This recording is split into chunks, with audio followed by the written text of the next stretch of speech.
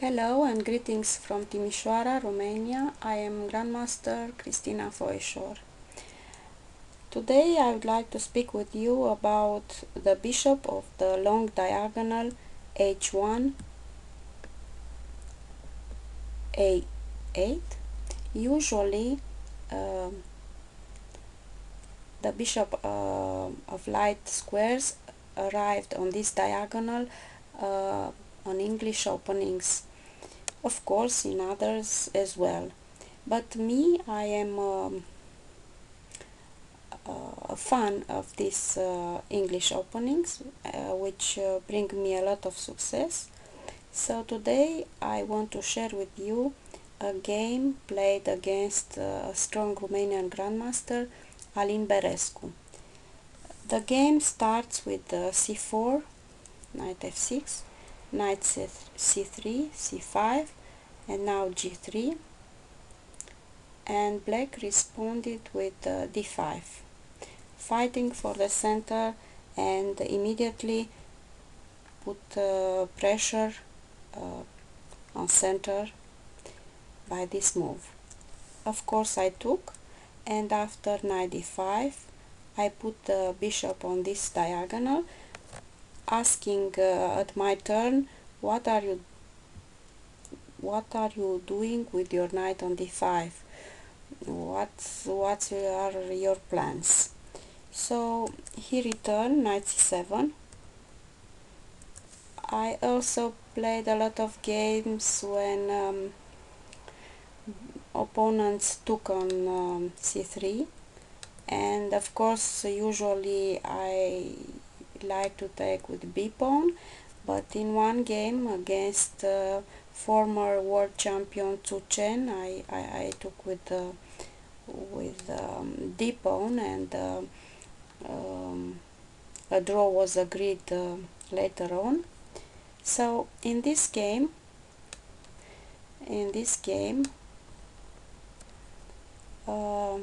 my opponent chose the line with knight c7.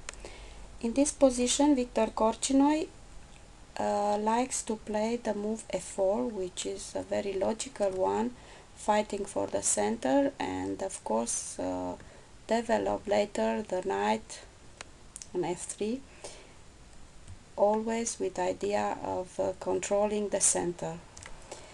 But me, playing against a grandmaster, as I said, seems to me more simpler exchange queens after queen a4, queen d7, queen take d7, and of course only move here is knight takes d7. Otherwise the bishop on g2 will win the pawns on b7. I usually call this diagonal Milky Way, the diagonal a8 h1, and a lot of things will happen in these two games I wanted to share with you today. So I played the move e3, even if I learned very well that as Lasker told us 100 years ago, better develop first the knight and the rest of the piece follow up later on. So I play e3, he answered with e5, very logical, knight e2, and now bishop e7, d4. So this move put pressure on the center and ask him, what are you doing with the pawn on e5, or how you want to develop your bishop from c8. So I think this first take on d4, it's a little bit risky, because after e takes d4, my dark square bishop from c1 can develop himself without many problems. So he took again on d4, knight take d4, castle, castle, and now very logical, knight c5. Nothing to be said about this move. It's very logical, as I mentioned before. And now I finished the development playing bishop e3. Now it's come the first mistake. He played rook e8. The first, and I can say now maybe the last one. Why is so bad this move? Because for the people who read my previous blogs, they noticed that I like very much playing with knights, especially white knights. So putting the rook on e8 on a theoretical fork with the case c7 give me a lot of hope. So I play knight d5 immediately, knight e6. Taking in b5 doesn't change much, because I can also take on b5, and after rook d8, knight c7, very strong. And now I can switch the diagonal of my dark square bishop on f4. The position is very good for white, probably winning. So after knight b5 he preferred knight e6, and now the second knight it's coming in d5, right in the middle of the board, knight a6, trying to protect the fork on c7, and of course the first pawn after knight take a7, it was winning by me, but the things are not finished yet, because now bishop c5, fighting for initiative, trying to prove that I'm a little bit disorganized with my pieces. Knight b5, quickly go home. And now after taking in e3, I played a very good move, a very logical one. I took with pawn on e3, keeping my knights on this very powerful position in d5 on b5. Bishop d7, again very logical one. But after knight d6, now there are some problems, because after, for instance, rook b8, trying to protect the pawn on b7, now of course white gives checkmate in 2 by playing knight e7 check, and of course very nice knight f7 mate, checkmate. So only move rook f8, which he did, and now I was not in hurry for winning the second pawn by knight take b7.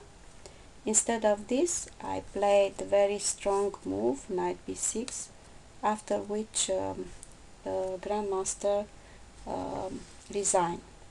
So this was my first game, and now we'll see a second one where the light square bishop on the Milky Way diagonal will make problems to the opponent. In this second game I had again white pieces, of course, and I started with d4, and after knight f6, knight f3, d6, g3. As I told you, I like very much developing my bishop on g2. So I try to do it as often as possible. So g6, bishop g2, bishop g7, castle, castle. And now after c4 and knight d7, knight c3, e5. The idea for black in this setup is to play after c6, to play e4 and d5, trying to close my Milky Way diagonal. So the main lines are starting with e4 here, but I don't like to play this move, so I prefer to play in this position the move e3, which looks probably more modest, but you will see that the fight resulting is very interesting. So after e3 he answered with c6, and now a4. I took advantage of the fact that the knight is in d7, so now the move a5 to control the case before. It's a little bit unusual for him to retreat the knight and come on this this square. So usually my opponents in this position continue the plan, and they played the rook on e8, as he also did in the game.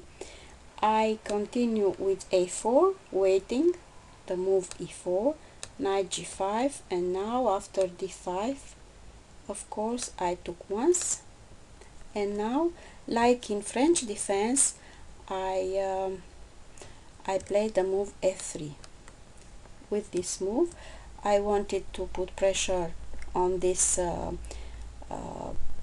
pawns chain on e4, d5, and also the rook on f1 became very active on and put some pressure on f7. So after f3 he answered with h6, and he exposed himself at a very nice sacrifice, which I didn't do it in this game, but in other games bring me a lot of success. Taking then f7 is very interesting sacrifice. King takes on f7, and now of course pawn takes with the threat of e5, and if d pawn e4, now queen b3 check, king f8, and now knight takes e4, gives a lot of problems to the black king. But in the game, as I mentioned, I didn't take on f7, but I play knight h3, and after knight b8, which is very sound move, because now the knight wanted to arrive on the b4 square, but also put pressure on my pawn on a5, which looks a little bit weak there. So after knight b8 I took on e4, and knight takes, and now knight f4 threaten the pawn on d5, knight c6, a very logical attack the pawn, and now I played first very strong move a6, frilling the Milky Way diagonal, takes, and of course I took the pawn on d5 with the knight f4. Like that the rook is free to attack on f7, but the most important thing is the Milky Way diagonal become free of pawns, and the bishop have a lot of activity on this diagonal. He tried to protect f7 pawn by knight g5, of course taking in c3 after even take by pawn, or even knight takes. The position is excellent for white. So he played knight g5, and I played of course h4, knight e6, and now it's a critical moment, and even if it doesn't look, in fact white is winning, and I hope you will find here the winning move, which is knight f6 check, bishop takes, and now bishop c6 with a nice fork, and finally the bishop of the Milky Way diagonal make his work and pay the price. So he tried to put pressure and create problems playing queen c7, but of course with a very quiet move I vanished all his hopes by playing the move queen f3, and finally the international master Tulzak resigned. This game was played in Capella Grande. So I hope you enjoyed my two games based on Milky Way diagonal, and once again greetings from Timișoara, Romania.